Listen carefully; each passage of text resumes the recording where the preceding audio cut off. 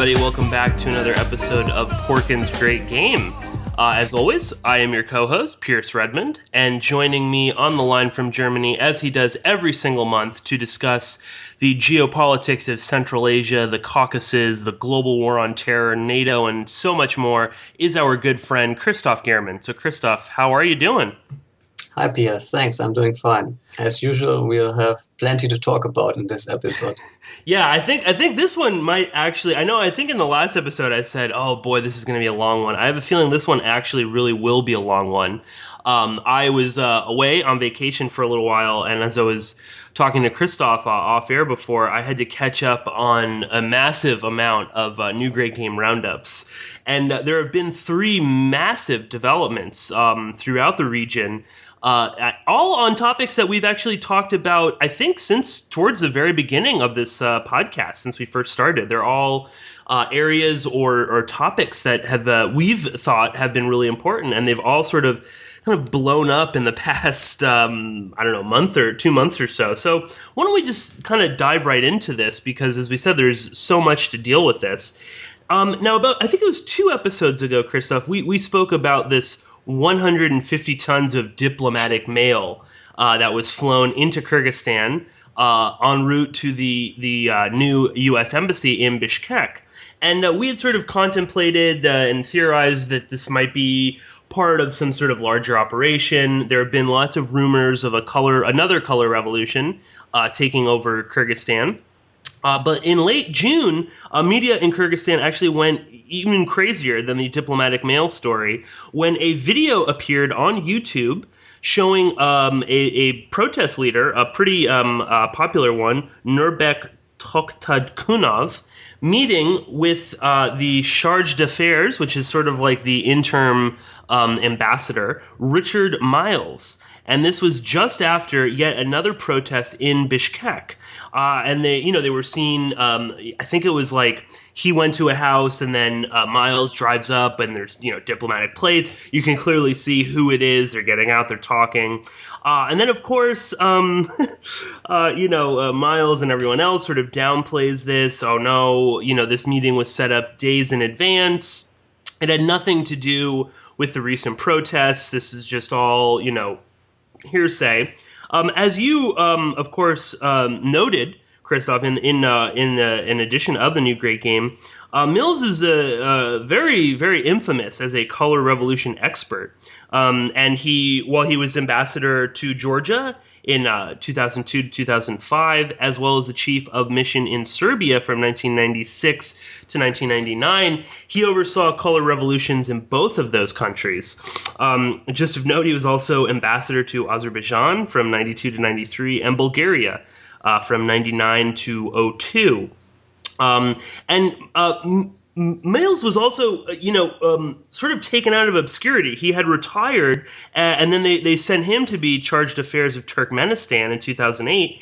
And prior to that, he headed the Open World Leadership Center, which basically, by their own account, trains, politicians and activists exclusively from Central Asia, the Caucasus, Russia, Ukraine, and Moldova to basically then go and act as U.S. proxies. So, Christoph, what was your take on this little affair, and what does this say? Because I know that it's difficult to kind of jump to conclusions, especially in Central Asia, but this was one that really kind of popped out at me. What was your take on it? Yes, Russian media has been highlighting Richard Miles' appointment to Kyrgyzstan, and they have been waiting for something like this to happen. As you said, he's has been referred to as a color revolution expert, and then he's caught red-handed meeting with a local NGO leader just after the same guy had we have to say it was a really small protest, not something that could threaten the government in any way. But it was still very funny that the next day he was meeting with Richard Miles, and that this meeting was actually caught on video and then published on YouTube by some Kyrgyz media outlet. And I'm not quite sure who actually recorded the video. I'm assuming that either Kyrgyz intelligence or perhaps even Russian intelligence had some hand in it and gave a tip to the media outlets for recording the meeting. It was a really, really funny small incident, and of course it fits into a larger trend that we have seen in Kyrgyz-US relations, which have deteriorated over the past couple of years, starting with the kicking out of Manas Air Base, which was a very important base for the United States for a long time. And then Kyrgyzstan took the decision to join the Eurasian Economic Union, which was just officially now. Kazakhstan was the last country to ratify the agreement a few days ago, and so now Kyrgyzstan is becoming officially a member of the Eurasian Economic Union. And then we had a series of funny incidents in Kyrgyzstan over the past couple of months, starting with the delivery of 150 tons of diplomatic mail, which the embassy justified by saying we are expanding our cooperation with Kyrgyzstan, so we have to get more personnel, so we have to construct a new building, which was quite obviously a BS at the time. And then we had the meeting between Miles and the NGO leader, and more recently the US granted an award to an imprisoned Kyrgyz human rights activist, which prompted the Kyrgyz government to renounce a decade-old treaty with the United States on bilateral cooperation. Yeah, absolutely. And the rejection or of this bilateral agreement signed in 1993 is probably the most significant event. Now it doesn't actually cut off diplomatic ties. But, what people I don't think quite understand about this bilateral agreement is that, first off, it allowed for all U.S. aid brought into and out of Kyrgyzstan to be completely exempt from taxes or custom duties.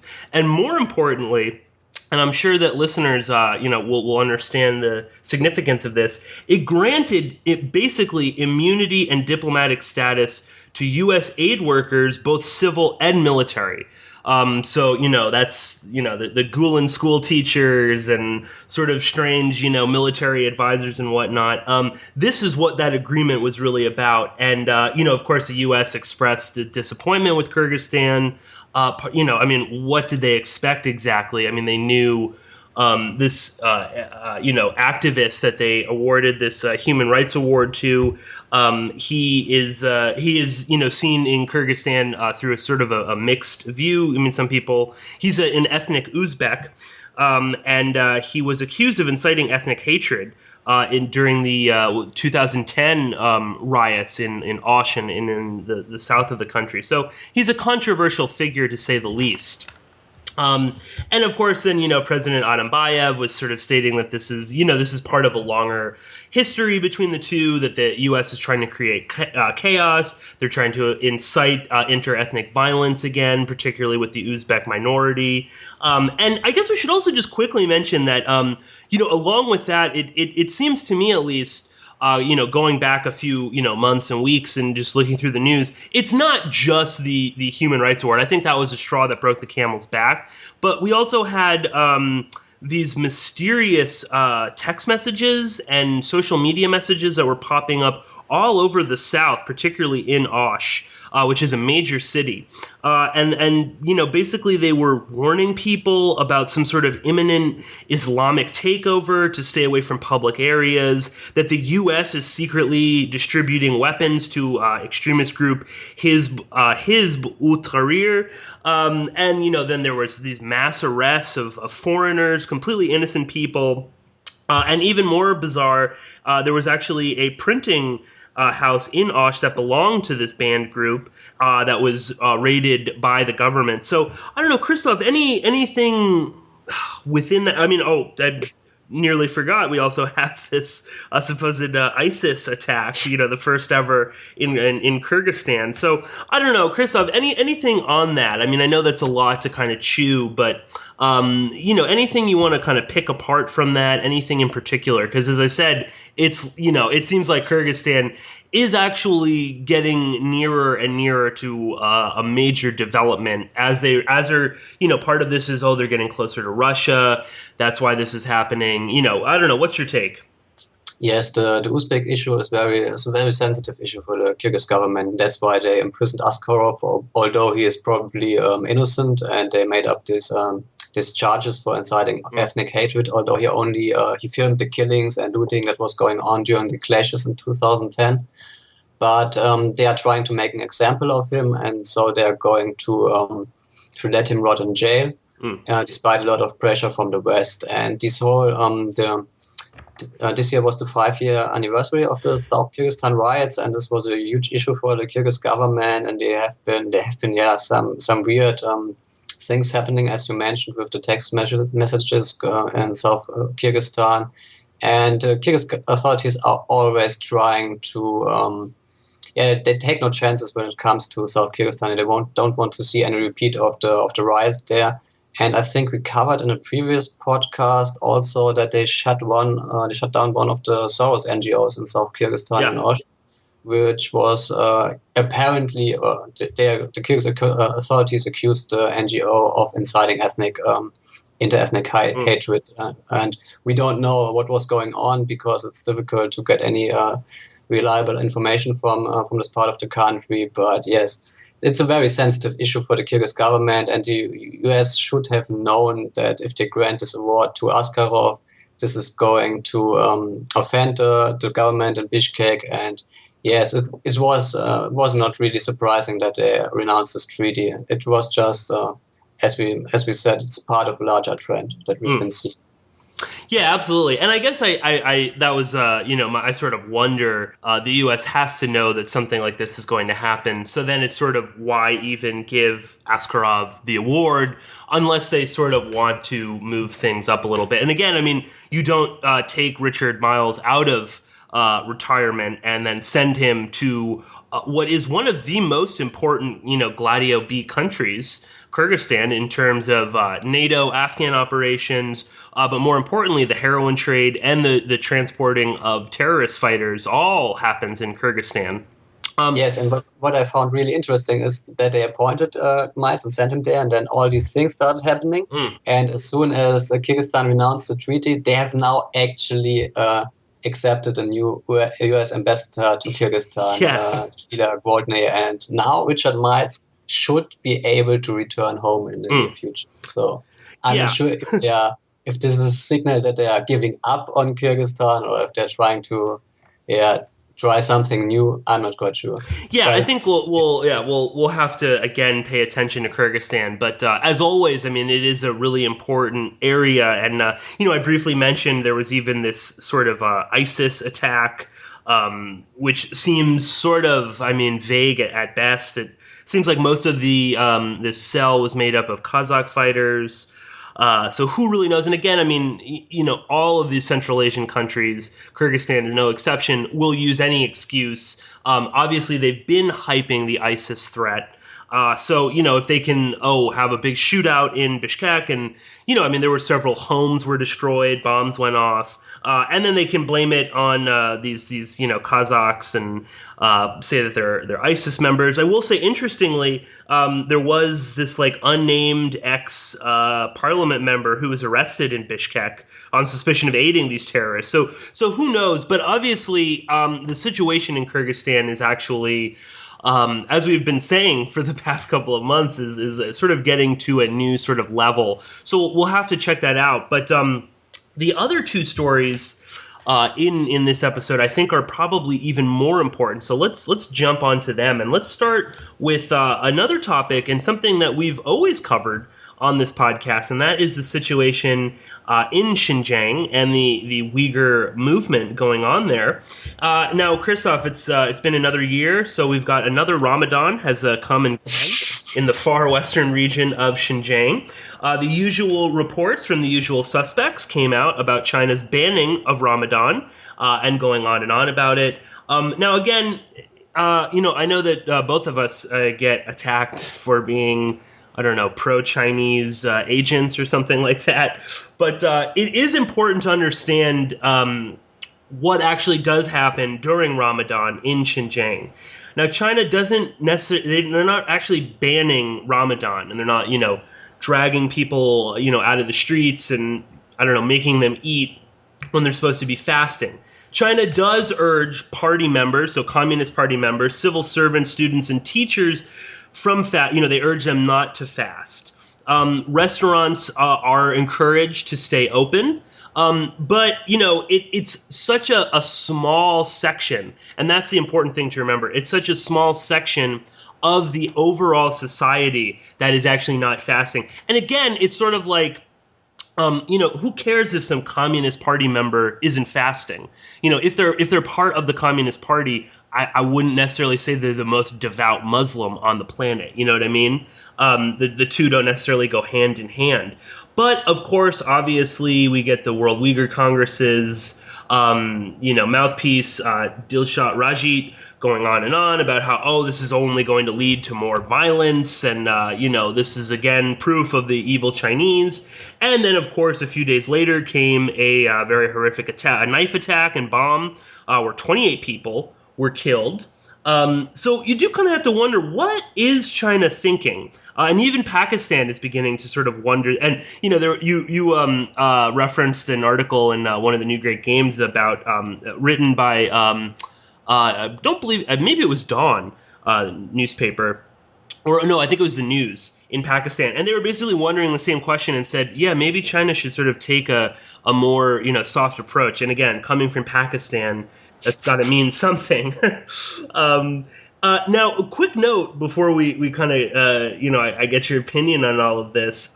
No one died at a beer festival that was held just before the start of the holy month, which would have been, that seems like a perfect target. And again, the World Uyghur Congress and all the other people were, this beer festival is, a slap in the face. Again, 60 people attended in a small farming village. No one died. Surprise, surprise.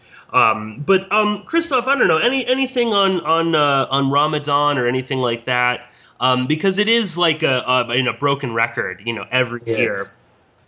So no one is denying China's oppression of the Uyghur minority. Yes, right. But many of these reports, like many of the Ramadan reports that we have been seeing every year at the same time, are either exaggerated or simply not true. And you could really have seen it coming that they are going to ramp up the propaganda this year again. And especially Turkey's role in it this year was very significant. On one of our previous episodes, I think episode 5, we talked about Turkey's role in the East Turkestan project and the ongoing role between Turkey and China over Uyghur refugees in Thailand. And so I would suggest that you go back and listen to this episode if you haven't already, to get some of the background on the story, because Turkey and China have now been quarreling for months with each other over the Uyghurs. And the relations really deteriorated at the beginning of Ramadan, when Western media launched its annual anti-China campaign, and Turkey took the lead in it by spreading all kinds of somewhat misinformed stories about China's so-called Ramadan ban. Yeah.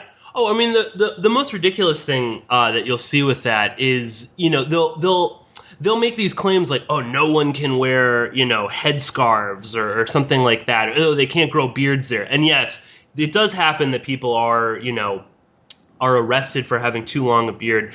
But, they'll be saying that, and that'll be the quote in the article. And then at the top of the article will be a picture of women wearing headscarves, so it's just ridiculous. And again, I mean, a lot of people are just reading, say like a mainstream article on this, or something like, Today's Zaman or Daily Sabah, and, they can't wear headscarves. Whereas, at the top, there's this picture of a lady in a headscarf.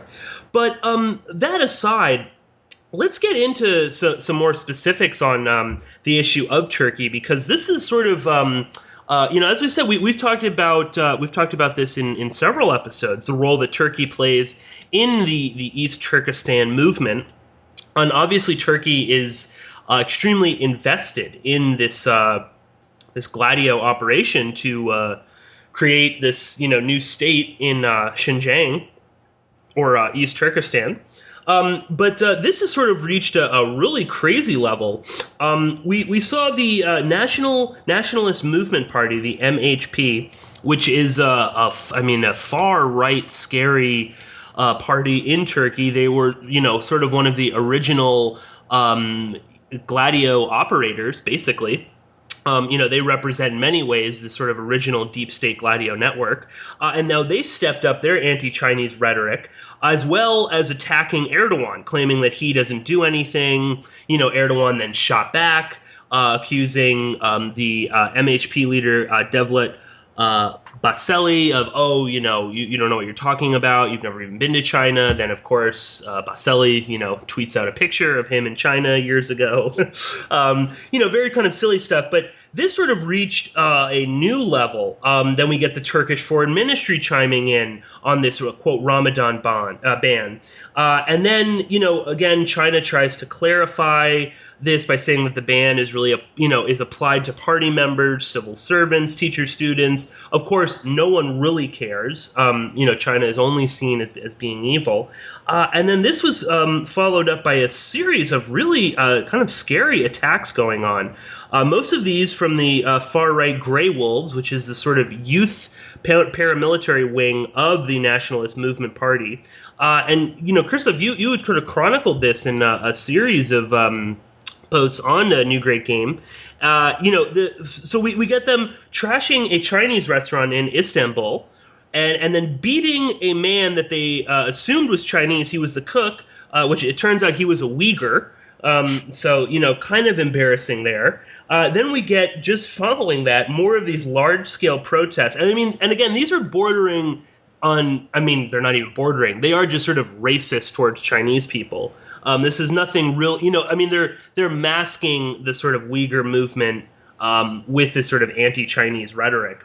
As I said, there were these more large-scale protests. Then a group of Korean tourists were attacked by a mob of Greywolves, and we'll post a link to a video of this Korean group, and on it, they're all wearing the same shirt, and I believe they're all from like some sort of Christian tourist organization. So again, it's the optics of that are really not great. And this only got more insane.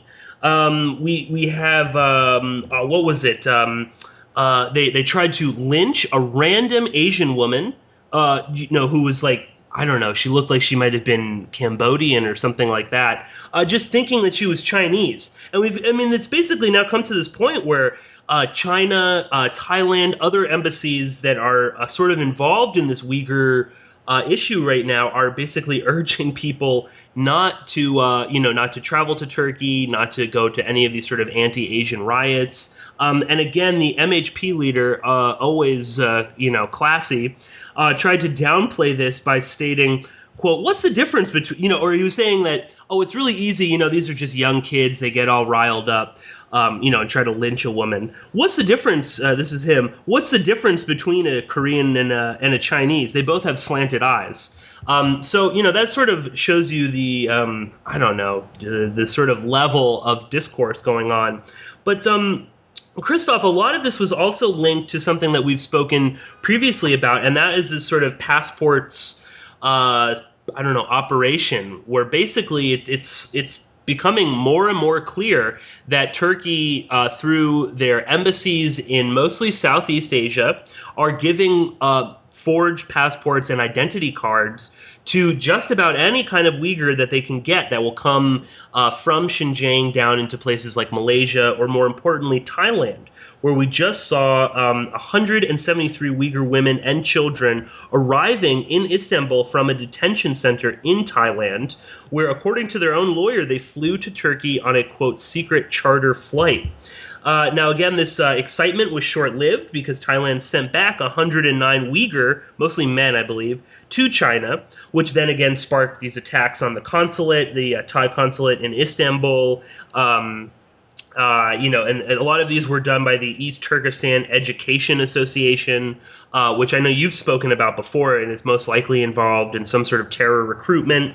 They were the group that tried to lynch this random Asian tourist, assuming that she was Chinese. And then, lo and behold, this sort of led Erdogan to have to openly admit, a lot of these Turkish media reports regarding China's actions in Xinjiang are either false or extremely misleading. So sort of trying to walk that back a little bit. But Christoph, let's get into some of these passport details, the passports for Uyghurs operation, because it's actually, China itself has been sort of leaking out bits of information, and Turkey has basically just remained completely silent. They're they're not even confirming or denying anything. And basically, it's becoming very clear that Turkey is providing a lot of passports, and that many of these people are not, just seeking asylum. You linked to a really interesting couple of posts on a great blog I would recommend called China Matters. And in one of the blog posts, basically quoting from an Indonesian news outlet, that basically not only were these 3 Uyghur men that are being held in Indonesia, that they were not only given fake passports and Turkish IDs, but they were told to lie repeatedly if they ever got caught and to claim that they were really Turkish. And then they were basically just let loose. They went to Indonesia, tried to join up with an ISIS-affiliated group. When the men were arrested, they claimed they were Turkish. Of course, they couldn't recite the Turkish national anthem. They knew nothing about Turkish history, blah, blah, blah. And this is really starting to kind of blow up in Turkey's face. So I don't know, Christoph, what do you have to say about this sort of passport story? Because it is really interesting, and it's a great insight into some of these Gladio operations. Yes, that's important. So Thailand really aggravated the crazy situation in Turkey by sending these Uyghur refugees, first a group to Turkey and then another group to China. They justified this by saying we have identified these 170 Uyghurs as Turkish citizens and the other 100 Uyghurs as Chinese citizens. And there are about 50 more or so who need to have their citizenship verified. China was not really happy with this decision, but other nationalists in Turkey, they were outraged and responded by storming the Thai consulate and tried to break into the Thai embassy in Ankara and almost lynched the Asian tourists, as you mentioned. So, yeah. And at this point, the Turkish authorities apparently realized that they had taken it too far, and Erdogan and Turkey's state-run Anadolu agency emphasized that most of the reports about China's Ramadan ban were either exaggerated or simply not true. And Erdogan was probably already thinking about his upcoming trip to China. It was just a few days ago. And that was a smart thing to do because Beijing was clearly getting fed up with Turkey's behavior and had already sent them a warning. Shortly after Thailand returned some of the Uyghurs to China, a Chinese official from the Ministry of Public Security explained to a group of foreign reporters in Beijing why Thailand had identified some of the Uyghurs as Turkish citizens. And he told reporters that Turkish diplomats in Southeast Asia are handing out Turkish identity papers to Uyghurs before bringing them to Turkey, where some of the Uyghurs are sold as cannon fodder to ISIS, as he put it. And this was the second time in recent months that China has revealed some details about Turkey's role in Uyghur smuggling and terror operations. And we discussed the first revelation on our previous podcast. And as you mentioned, the trial of the Uyghurs in Indonesia was another really interesting revelation. Brought another really interesting revelation, where the defendants were basically told to sing the national anthem of Turkey to prove that they are Turkish citizens, what they had claimed the whole time, because Turkish diplomats, if they're handing out these identity papers, that tell the Uyghurs to always claim that they're Turks when they're caught. And of course they couldn't sing the anthem. That was just really glorious detail, which wasn't picked by any other news outlet out there, just these Indonesian news outlet. And then Peter Lee from China Matters picked it up and highlighted it on his excellent blog, which can only recommend. Yes, there are a lot of crazy things going on. And then Erdogan went to China amid all of this to stress that Turkey supports China's war on terror and respects its territorial integrity. And he basically told the Chinese what they wanted to hear. He even agreed to support China's fight against the East Turkestan Islamic Movement, which is Beijing's code word for Uyghur terrorism. Yes. And this didn't go down well in Turkey, where Erdogan was immediately criticized by the opposition for his comments.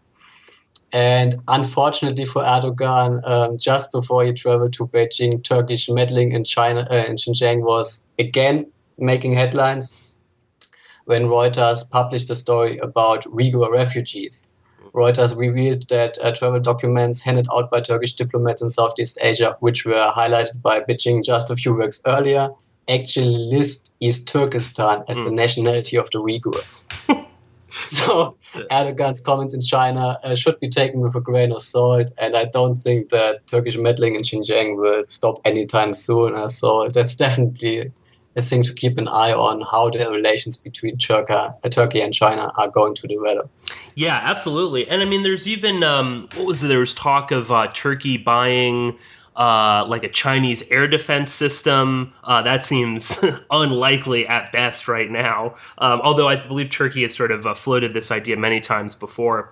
Yeah, it's an ongoing story. They have been talking about it for years, I think. Yeah. And just before Erdogan went to Turkey, Turkish media published an article saying, "Yeah, up your offer, so you can match the offers from I'm not quite sure Raytheon or the other American companies which were involved, but I don't think that that NATO is going to allow Turkey to buy this Chinese missile defense system." Yeah, and just quickly, I'll just sort of point to two other interesting little stories. One, there was, I believe it was in Xinhua reported it, but it was a CCTV news program where they basically had one of that was a confession video from a former Uyghur fighter. Now, of course, anytime there's a confession video on a state-run news outlet in a place like, say, Iran or China or Russia or anywhere. I mean, I wouldn't even take a U.S. confession video seriously. But this particular person in this interview, and there are more people that are actually coming forward to Chinese media talking about this. Their stories are eerily similar to all of the actual reporting that is coming out. He talked about basically being in college and then going somewhere, and there was all this literature on Islamism and the oppressive Chinese and come fight in Syria. He sort of got seduced by all of this. He then traveled to somewhere in Southeast Asia where he met at the Turkish consulate somewhere with the officials. They gave him a passport. They gave him ID papers. They told him, if you get caught, deny everything. You're a Turkish citizen, blah, blah, blah. And then, of course, Diljat Rajit, the head of the World Uyghur Congress. Oh, this is all hype, blah, blah, blah. This isn't true. And he's saying this while at the same time, anytime China does something, he is constantly saying, "Oh, this is only going to cause more terrorism." So it only seems, terrorism only seems to be happening in Xinjiang when it comes to Rajit's opinion. It can't be happening anywhere else. Again, if China is discovering it, oh, it's not true. But when it's Ramadan, oh, it's completely true. And this is of course coming on the heels of more violence spreading, not just in Xinjiang but all over China. We had police shot 3 Uyghur militants in the northeastern city of Shenyang. Supposedly there was they had knives and bombs and stuff like that. There was another failed bomb plot in Wenzhou. Again, the World Uyghur Congress is downplaying this, even though that they are constantly predicting that this sort of action will happen. So, yeah, I mean, the situation is sort of spreading all over China, and Turkey's role in all of this, I mean, doesn't seem to be stopping at any point. But I don't know. I mean, perhaps they're going to have to kind of rework how they're doing this, because as more of these court cases are coming forward, and again, as you're saying, I mean, even Reuters is reporting these little gems here and there, like for instance, listing East Turkestan as the country of origin on these passports. So we'll have to keep a close eye on all of that. And I think, I really, again, can't stress enough to check out China Matters.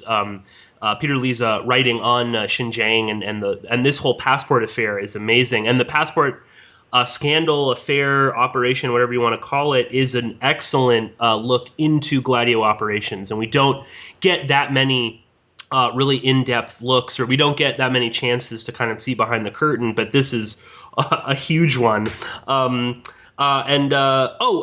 Before we move to our other topic, Christoph, again, we have ISIS releasing a 12-minute video featuring Uyghurs urging Uyghurs to join the caliphate.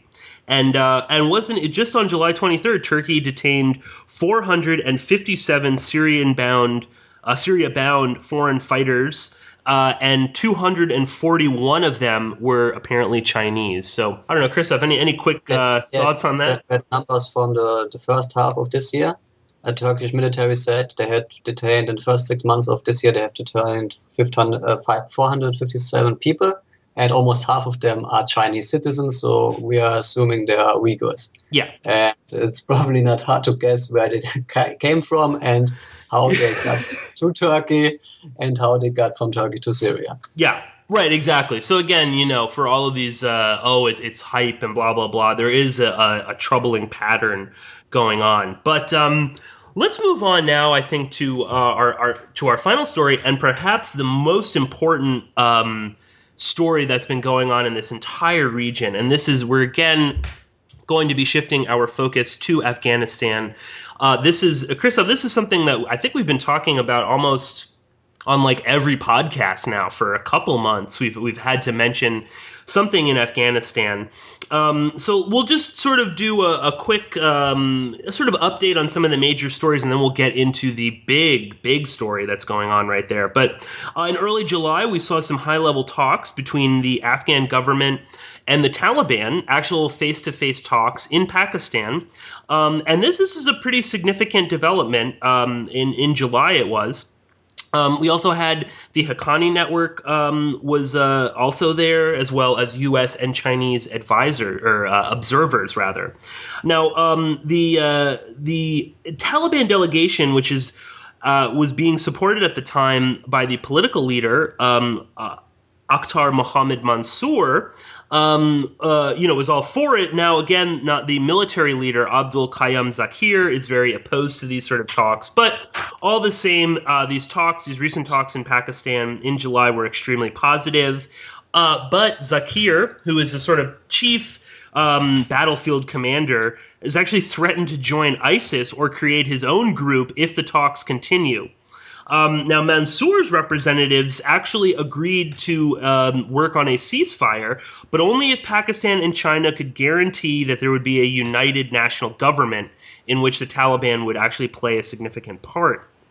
Now, interesting story also, we have drug lord Gulbuddin Hekmatyar has actually called on his fighters to join ISIS. Now, this was actually posted on his own political party's website, Hezbi Islami. This was posted on his website, and then it was later denied by a spokesman from the Hezbi Islami group.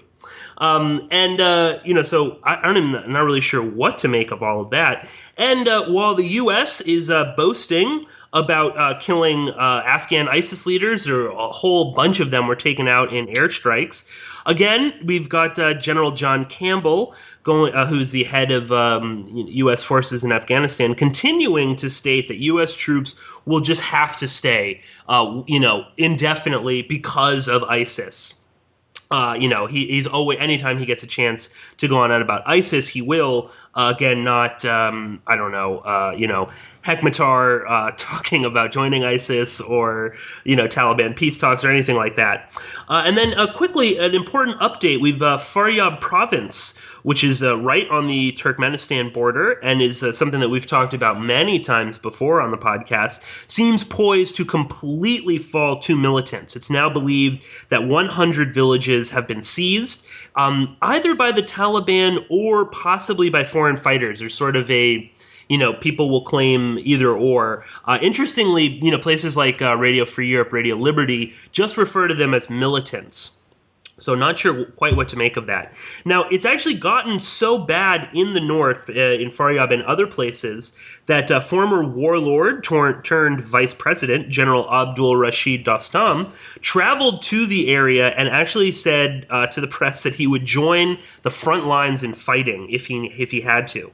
And this actually led to Dostam and the governor for Balkh province, which is also in the north, Atta Muhammad Noor, who's an infamous, warlord fighter in Afghanistan. He's a very powerful governor. They've actually now joined forces and will actually be launching joint operations in the north. And again, Muhammad Noor is head of the Jamaat Islami political party, which is, again, very powerful. And quickly, in Wardaj district, which is in Badakhshan province, which we've also spoken about previously, there was a police base there, and it was completely seized by the Taliban. Now, it's unclear if police surrendered or if they were overrun. As you know, we talked about in the last episode, I believe, Yamgan province, which is also in Badakhshan, or near Badakhshan, was also attacked. And the Taliban did release the police officers from Wardaj district. But again, as always, Christoph, the situation in Afghanistan seems to be sort of spinning out of control. What's your take on this Dostam and Noor alliance? I found this to be really interesting.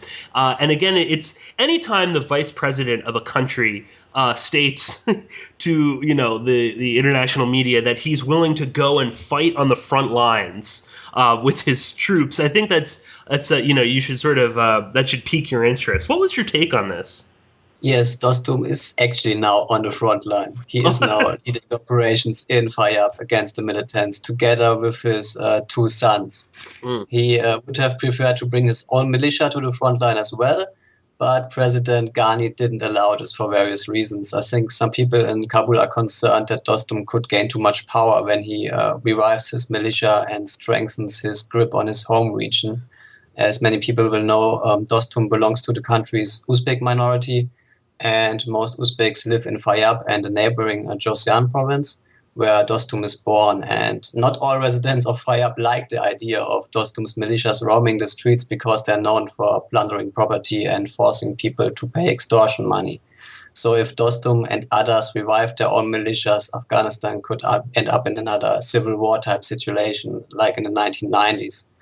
And that is why many people are concerned about Kabul's plan for crushing the insurgency in the north, because the men chosen to deal with the problem are Dostum and Noor. And they have both fought side by side against the Taliban under Ahmad Shah Massoud in the late 1990s, but most of the time they have been fighting each other. And so the question is, how are they actually going to get along with each other while trying to crush the insurgency? And what will happen if they defeat the insurgents? Is Afghanistan going to slip into another civil war? It's very difficult to say what's going to happen, but the situation in northern Afghanistan is alarming. And just the other day I saw on Twitter that Turkmenistan has actually inaugurated a military airbase about 60 kilometers from the Afghan border. So there's a lot going on in the region, and it's always worth keeping an eye on northern Afghanistan and the deteriorating security situation there. Yeah, and I found it funny too. Now there's like a ton of articles coming out from RFERL and other outlets that are now, oh my God, northern Afghanistan is going to fall, ISIS, this, and the Taliban. And again, these were the same people that a month ago were, this is hype, this is just Russian propaganda. It's only Russia and these Central Asian dictatorships that are talking about northern Afghanistan. It's not really a big deal. Now suddenly it is. And also just quickly, just a quick comment. What is going on with Hekmatar claiming to join ISIS? That was just sort of a bizarre little story. And again, I wonder if ISIS is becoming something of a force in Afghanistan. And I sort of wondered if people aren't just sort of pledging allegiance to them just so that they don't have to deal with it at all. I mean, what was your take on heroin warlord Hekmatar's pronouncement? I don't think that it was true. I'm not sure if it was really posted on the website of his party. It's very weird story. I don't. Also, there haven't been any other reports after it was denied suggesting that any of Hekmatyar's men have actually pledged allegiance to ISIS. But on the other hand, the Islamic movement of Uzbekistan has now officially pledged allegiance to ISIS. There have been some individual IMU members who have pledged allegiance to ISIS in the past, but just a few weeks ago, the central leadership of the IMU officially pledged allegiance to ISIS, which was a major development because they have a few fighters in northern Afghanistan. And this decision was, of course, prompted by the death of Mullah Omar. Yes. Well, let's get to the big story in Afghanistan, and I think that much of what we were talking about just before was overshadowed by the confirmed death on July 29th by the Afghan government that the Taliban supreme leader Mullah Omar has been dead actually now for 2 years. A surprise, surprise. They said in a series of articles, given to the news media, that he died in 2013 in Pakistan. Supposedly, this was in a Karachi hospital. Now, there are different reports, some saying that he died of tuberculosis, some of some other unspecified illness. Now, the Afghan intelligence service, the NDS, confirmed that he did die of tuberculosis, again, in 2013 in a Karachi hospital. And this was sort of confirmed by Pakistani authorities, presumably the ISI. This was also confirmed later by a former Taliban cabinet member who said that, yes, he did die in 2013, but he would not disclose the location of his death. This is something, the Taliban never wanted Mullah Omar to seem like he had left Afghanistan. They, to this day, you were saying in New Great Game that they sort of put their own spin on this, saying that no, he never left Afghanistan. He died there. He was, the great Afghan leader, which is ridiculous because, his sort of political council that he set up is called the Quetta Shura, which Quetta is in Pakistan. So I don't really know. But, again, don't take the Taliban too seriously.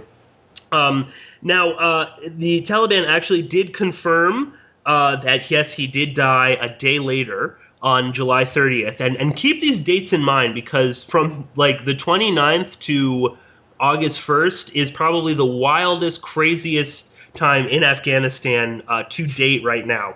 So, as I said, on July 30th, the Taliban confirmed, yes, that he was dead, and this was only after it elected Akhtar Mohammad Mansour, who is the man who is very favorable to the peace talks. Now, he was elected. Mansour was elected to be the Taliban supreme leader. Again, the Taliban claimed that Mullah Omar never left Afghanistan. Blah blah blah. Now, like a day later, after the election on July 31st, all hell broke loose within the Taliban. Large swaths of the Taliban were not super happy with Mullah Mansour.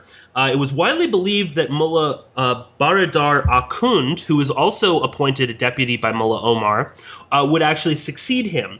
Now, a day after the election, again on July 31st, Mullah Omar's son, Yaqub, said that he could not support the new leader. And it's alleged that Yaqub and other high-ranking Taliban members actually walked out of the Quetta Shura, and they claimed that the entire Shura was basically, stacked with Mansour loyalists. And a member of the Quetta Shura actually told The Telegraph that dozens of key leaders were not present at the secret meeting in Pakistan, and that Mansour was basically elected by Mansour supporters.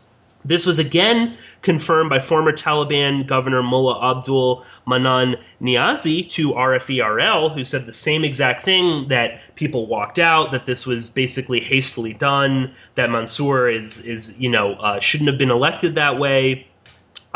Now, there is actually supposedly now a new shura that is being formed by dissident Taliban members. And again, then Mullah Mansour had to come out and basically reassure everyone in this 33-minute audio message. He claimed, no, everything was totally above board. There's nothing to worry about. And he even in this audio message downplayed the peace talks and said that, oh, I'm not really in favor of them. That's just enemy propaganda. Don't listen to it.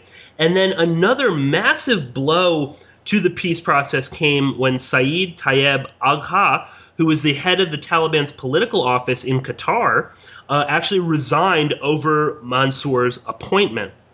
And this is again seen as huge because Agha is, he sort of openly lives in Qatar, and he was also seen as being extremely close to Mullah Omar. So, Christoph, before we get into the next level of insanity, because Mullah Omar apparently is not the only one to have been killed. What is going on right now with these sort of what's your take on what happened, what transpired? Because it seemed, first off, the major thing is why even reveal Mullah Omar's death at this moment? Yes, that's a very good question, and I currently have no answer for it. So just to give a short background on the story. In recent months, China and Pakistan have been doing their best to restart the stalled Afghan peace talks, and a few weeks ago they held their first meeting between representatives of the Afghan government and the Taliban. And as you mentioned, Chinese and US officials were also present, suggesting that there is widespread support for the talks.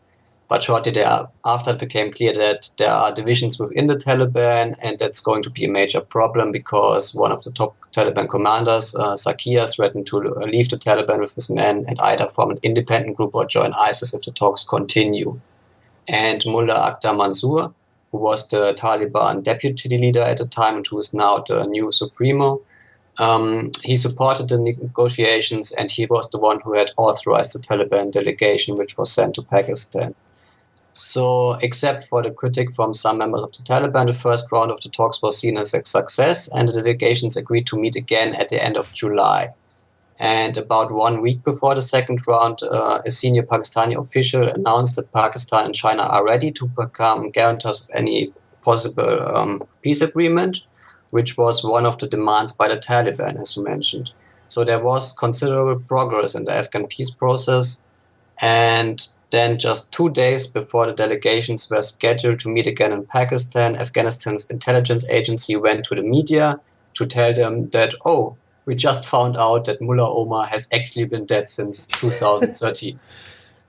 So the question is, why did they reveal it now? I have no clue. The only possible explanation is that they tried to use this to weaken the Taliban, because that's what many Afghan officials have been saying in the aftermath of Mullah Omar's death, that this is going to weaken the Taliban and that they can use it for their own advantage. But I'm not quite so sure if this is going to work, because we have seen a lot of mess happening in Afghanistan ever since the story broke.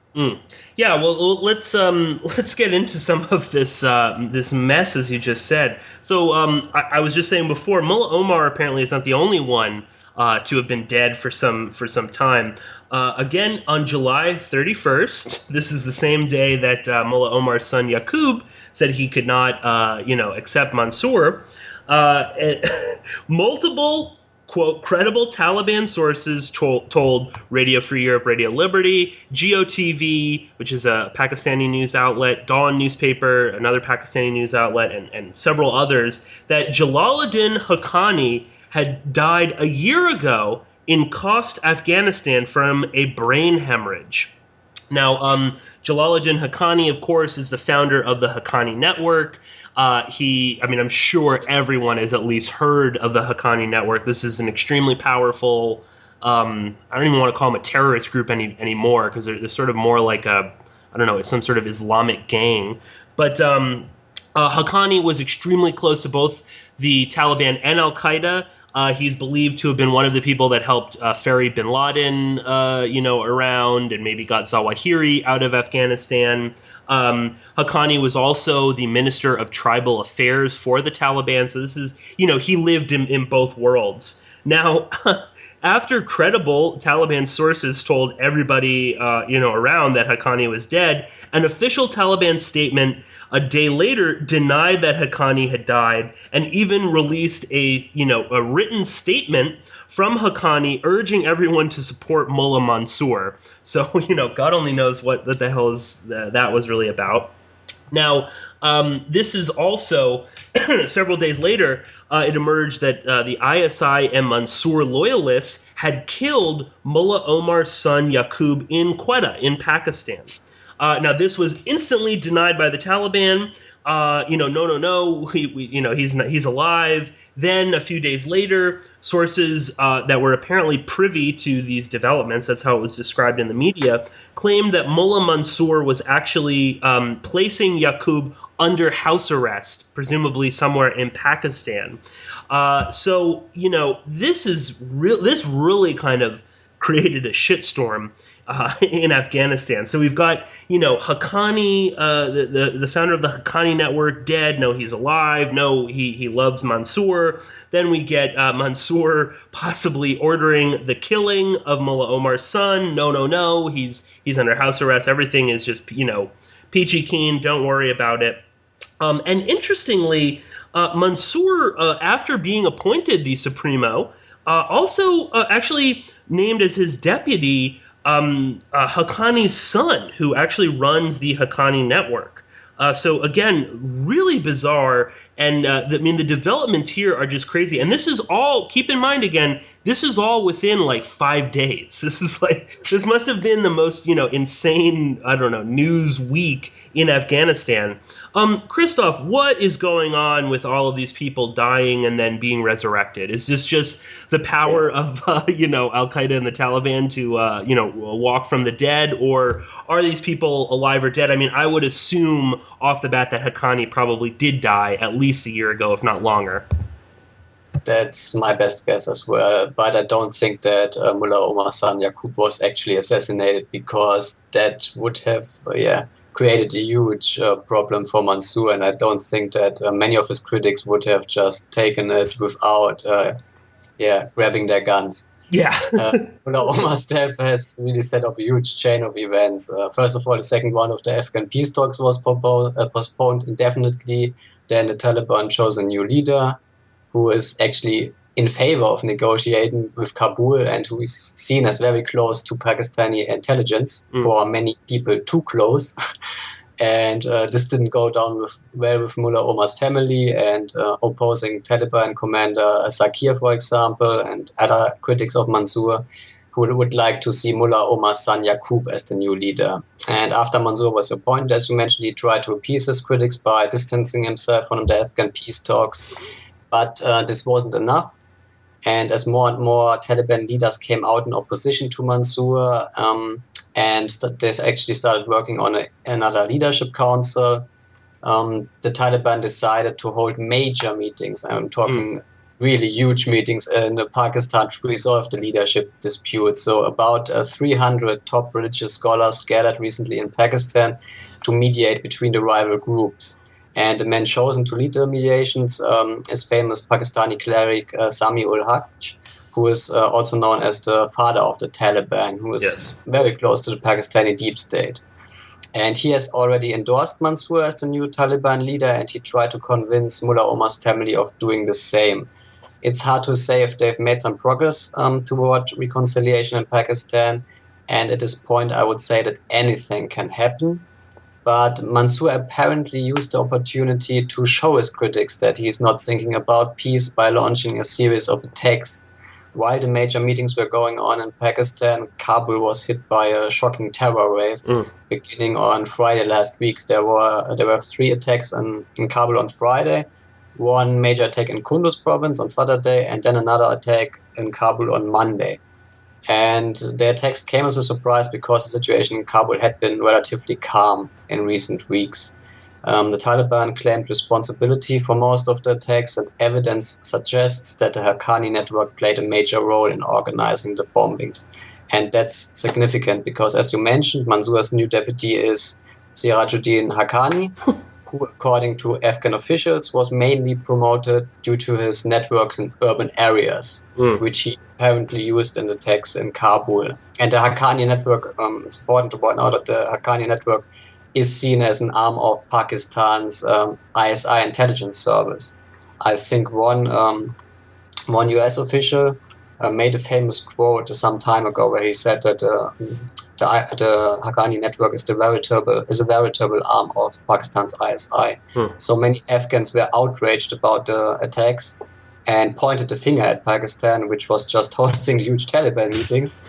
And Afghan President Ghani on Monday attacked Pakistan with very harsh words, and he essentially buried the peace process. He told the Pakistani authorities that he no longer wanted them to bring the Taliban to the negotiation table and instead urged them to crack down on the group in Pakistan. And yesterday, Afghan intelligence even accused the ISI and the Haqqani network of carrying out the bombings in Kabul. So the relations between Afghanistan and Pakistan have now again hit rock bottom, and the peace process is dead. Yeah, and I think that's the sort of major thing. And you know, just as all of this sort of, you know, people dying and coming back to life, these massive bombings, you know, I'll just say quickly, the Kabul attack on the Army, police, and U.S. Special Forces killed 50. And they even attacked Camp Integrity, which is a NATO camp that is run by Academy, which is you know, formerly known as Blackwater. And 400 were wounded there. A bombing in Kunduz, as you mentioned, killed 29 people. And a bomber who exploded in Kabul airport killed 5 people.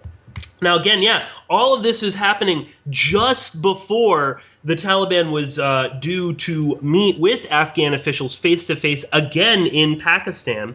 But rather than that, now we've got, you know, Pakistan hosting negotiations between the Taliban.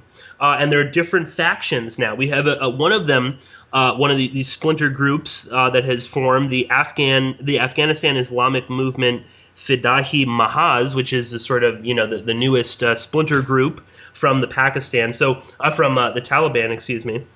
So this is a really worrying trend. I mean, anytime you get a major, you know, opposition group or a major, you know, militant group like the Taliban, or I mean, you can look at the things like the IRA. You know, that slowly splintered into 1,000 little tiny different groups, and all of them, you know, soon were infiltrated by MI5. So, you know, anytime something like that happens, I mean, it is just all hell breaks loose. I mean, you don't know who to trust anymore. And again, you know, a lot of people are now blaming Mansour, saying that he was showing off.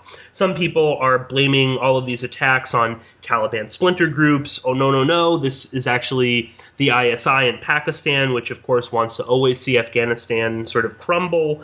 And I mean, again, it's so difficult to kind of figure out what is going on. I mean, you know, what does Pakistan have to gain from this? I guess this is sort of their general rule of thumb, is just to have Afghanistan completely in flames. Well, at the same time, I don't know. I mean, if the peace talks were really working out well, I'm not sure why they would want to do this. Afghanistan's intelligence agency go to the media 2 days before the peace talks were scheduled to take place in Pakistan. So that's the big question. Yeah, exactly, yeah. Oh, no, I mean, and then again, I mean, let's not forget, and this is something that I found really important, you know, you'll have Ghani going on and on about, oh, this is all, you know, the Pakistanis, and, you know, this is all their plot against us. But it was the Afghan government that confirmed that Mullah Omar was dead. So, I mean, why even say that? You know, I mean, if the peace talks were really working, and supposedly they were so warm and cordial, you know, they broke the dawn Ramadan fast together. It was supposedly, you know, this beautiful moment between the Taliban and Afghan officials, and, you know, and China was there, and the U.S. there were even U.S. officials there, and this was all great. And then the Afghan government says, oh, by the way, Mullah Omar's been dead for 2 years, and again, you know, there were rumors that Mansour had killed Mullah Omar, that, you know, this was the ISI. So, I mean, I'm not, you know, it seems like everyone is sort of out to make this into a much more dangerous story. And again, I wouldn't really, you know, Ghani is just a puppet. for all of his talk about how, oh, this is Pakistan controlling Afghanistan. Obviously, the United States and NATO control Ghani, so he's really no better. And again, as you said, now the peace talks are over, and it seems like this is just going to continue to snowball into a much larger and larger conflict. And then, lo and behold, as you pointed out, I believe in the last New Great Game Roundup, ISIS is coming in to fill the void. Now they're claiming that their numbers have increased due to the internal struggles of the Taliban. Again, General Campbell going on and on about the dangers of ISIS. He claimed that they're using big cash salaries right now to recruit people away from the Taliban. Again, we have the Islamic movement of Uzbekistan actually attacking Mullah Omar and again pledging how wonderful ISIS is and how everyone should join ISIS. So I sort of saw, and I don't know, I mean, it's hard in geopolitics and spy networks like this and intelligence networks. It's hard to kind of put the pieces together. But I mean, a lot of this does seem tailor-made, Christoph, to basically inflate ISIS and to make ISIS, fill this sort of power vacuum that the sort of splitting of the Taliban has caused. And, and again, it's just after this, we get General Campbell saying, oh, you see, yeah, ISIS is the real danger. Not that the Taliban is butchering innocent people all over Kabul, not that they're, attacking one another, that the Pakistanis are getting involved, that Haqqani's son is now running, Taliban operations in Afghanistan. Oh, no, it's ISIS. So I don't know, Christoph, anything on that idea or on ISIS sort of coming in to fill the void? Yes, as I said in my roundup, the death of Mullah Omar has been a gift from heaven for ISIS, because they can now claim that Baghdadi is the true leader of the jihadist world, what they have been claiming for the past couple of years.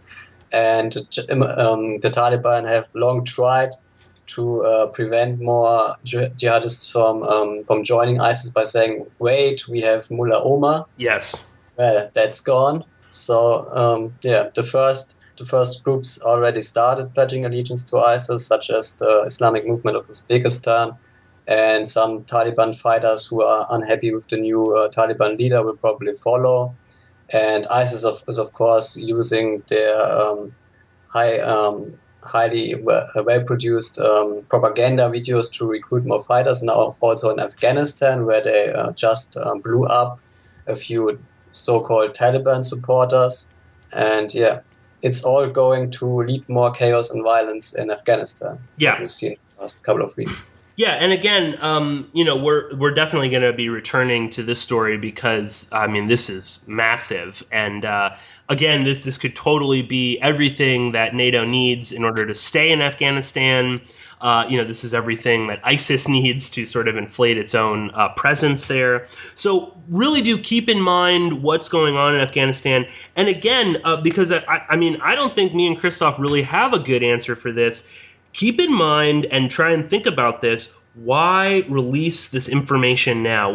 Who's gaining from this? With the peace talks underway, with everything that's going on. And again, while yes, in the north, it was the fighting has been quite brutal. In places like Kabul, it's been very quiet relatively. So again, what's going on? Why even expose this information? Obviously, come on, everyone had to know that Mullah Omar had been dead at least for 2 years, if not even longer than that. Ditto with Jalaluddin Haqqani. So someone is putting that information out there for some reason.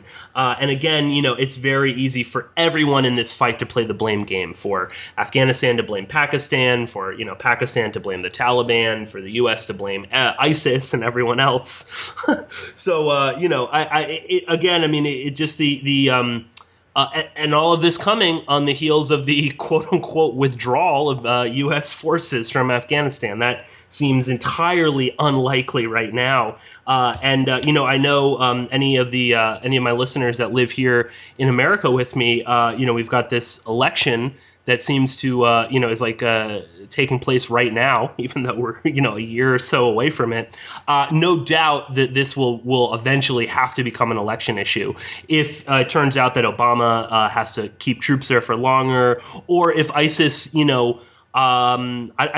just saw the other day, Christoph, on I believe it was on Long War Journal, that the black flag was flying over Helmand province. So this is really becoming a serious issue, and this will really snowball into something bigger. But I think we'll leave it, with that, and we'll quickly move on to our weird terrorism story. Every month, me and Christoph try and find a bizarre story in the sort of milieu of the global war on terror.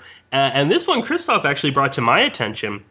And this, we're going to move to Syria, something we haven't talked about in a little while on the show. But we had this interesting article in The Guardian that was reporting on Division 30, which is this ragtag group of Syrian rebels that was trained by none other than the United States. And Division 30 is seen as integral to the U.S.'s strategy to overthrow Assad.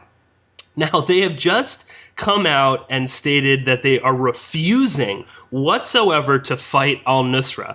Al-Nusra, of course, the Al-Qaeda affiliated, or the Al-Qaeda affiliate in Syria. Now, this comes on the heels of multiple kidnappings of Division 30 fighters by al-Nusra. They're now even saying that they oppose airstrikes against the Al-Qaeda affiliate. And I'll read you quickly, and then I'll throw it to you, Christoph, a statement from Division 30's Facebook account. And they said, quote, Division 30 was formed by the honorable sons of Syria to free their nation from Assad's gangs and Daesh, or ISIS. Division 30 pledges before the Syrian people to commit to the principles under which it was formed and to not be dragged into any side battle with any faction, and that it has not fought and will not fight the al-Nusra Front or any other faction, regardless of name or ideology. So there you go. We've got the U.S. trained Division 30 saying that they're not going to fight the U.S. trained al-Nusra Front. Christoph, what is going on? So last year, Congress approved $500 million to arm and train so-called moderate Syrian rebels. And the ambitious plan was to train several thousand rebels to fight ISIS.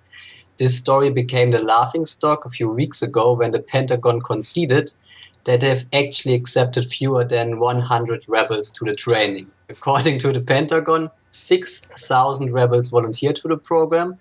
Only 1,500 passed the preliminary vetting process, and fewer than 100 were then accepted. So the Pentagon basically acknowledged that they could only find a few dozen moderate rebels, while the vast majority are extremists. This was pretty funny and attracted some attention, but it got even better when the 55 moderate rebels, who later became known as Division 30, had finished their training and were sent across the border into Syria. It didn't take long before reports emerged saying that some of them had been killed and others captured by the al-Nusra Front. At this point, the story went viral on Twitter, and almost everyone on my timeline was talking about the Pentagon's failed rebel training program. And the Pentagon in Turkey tried to deny these reports, even as the rebels themselves issued statements complaining that they had been attacked by al-Nusra and their leader captured. Ever since, there have been conflicting reports about how many of the 55 moderate rebels are still liberating Syria and how many have been killed or captured. But the story got then even more ridiculous when the rebels announced that they are not going to fight against al-Nusra, only against ISIS and the evil Assad regime. And they even emphasized that they oppose airstrikes, as you mentioned, because, the al-Nusra Front isn't really the enemy, that's just the evil Assad regime. So after enduring a series of kidnappings at the hands of Al-Qaeda, the Pentagon's most moderate rebels are trying to defend Al-Qaeda. That's how ridiculous the story of Division 30 has become. And everyone is laughing about it, and that's okay. But I think the story is increasingly being used to divert attention from the thousands of other so-called moderate rebels that have been trained by the US and its allies over the years. Even the US acknowledged that the CIA has trained about 10,000 rebels over the years. And that's only the tip of the iceberg. And yet we are now seeing journalists trying to play down US involvement in the conflict, or even pretending that these are the first US trained rebels who have been sent into Syria. And that's, of course, BS. The war in Syria has always been a US NATO operation. And as Sibel exposed on Boiling Frogs post in 2011, for example, long before so-called alternative media outlets like Anti-War acknowledged it. And I'm not even talking about mainstream media because they're just useless. Yeah, no, absolutely. Yeah, I think that is that is really the crux of all of this. Is if you read this Guardian article, you would think that the U.S. just got involved. That they're sort of underfunded and they're having trouble. And Division 30 is this sort of it's the one group that they're working on right now. Whereas you said, of course, Sibel was pointing this out before the conflict even really blew up. Let alone the fact that, there's just, the U.S. has always been involved, and Turkey, too, especially. You're saying that the CIA is training 10,000, quote, moderate fighters. I mean, God only knows how many more they're actually funding. And, of course, I would say that none of these people are moderates at all. And even the so-called moderates are the same people that eat people's livers and chop people's heads off. I just found it just ridiculous. I love the sort of visuals of all of this, where you've got Division 30 trained by the United States, you've got al-Nusra, which is basically a U.S. proxy, and then you've got ISIS on the other hand, also obviously trained completely by the United States, created by the United States, and they'll fight one of the U.S. proxies but not the other, and it's just a completely insane sort of thing. And again, of course, the situation in Syria continues to get more and more complex and murky. It's not clear really who's up, who's down right now. There's talks of a possible ceasefire, but who knows? This is being negotiated with Iran, while at the same time, of course, Turkey is calling for some sort of no-fly zone in the north, which then they denied. So, a lot going on, and I wouldn't put very much stock at all in Division 30, and not to be like a macho Rambo type guy, but if you're one of these proud honorable sons of Syria, and you want to defeat the evils in your country, but you're afraid to take on al-Nusra, I don't really have a hell of a lot of faith that you're going to be able to take on Assad or Daesh. If you're afraid of that group? God only knows what you're going to think of Assad's army is quite a powerful Arab army, not to mention ISIS. So it doesn't put a lot of faith in this, and kind of just does make it look like these were the best of the crappiest bunch that they could get altogether. But anyway, I think we're gonna leave it there. I'd like to thank everyone again for joining us on Porkins' Great Game. I know that it's been a little while, and that we really jam-packed this episode. As I said, I was away on vacation, so I had quite a lot of reading to catch up on. Of course, if you want to support our work, then please do tell friends about this. Put it up on your social media. You can, of course, follow the RSS feeds for this. You can find all of this on my website, which is porkinspolicyreview.com, as well as on Christoph's website, which is christophgerman.blogspot.com. And again, there are always a ton of other stories that we don't get to cover on Porkins' Great Game. There's a whole bunch of interesting stuff, particularly with our good buddy and lunatic Mikhail Saakashvili. And I think, Christoph, this might be the first episode that we didn't mention a wild, Saakashvili story. And there are definitely some interesting developments with this nut job in Odessa. And Christoph, quickly, where can everybody go to find the new Great Game Roundup if they want to know a little bit more about all of this information? Yes, of course. Either on my blog, christophgerman.blogspot.com, or on Boiling Frogs post. Actually, I'm going to take a break for a couple of weeks due to studies, but I think in mid-September there should be a new roundup up on my blog.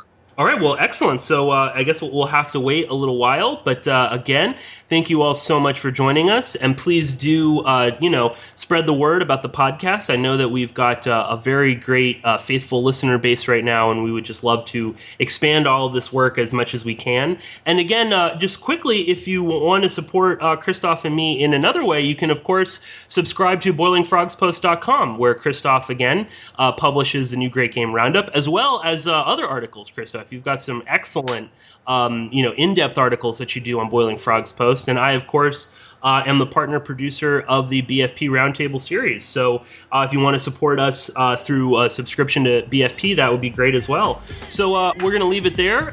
Thank you all again for listening. And Christoph, thank you for joining me on the podcast again. Thanks, Piers.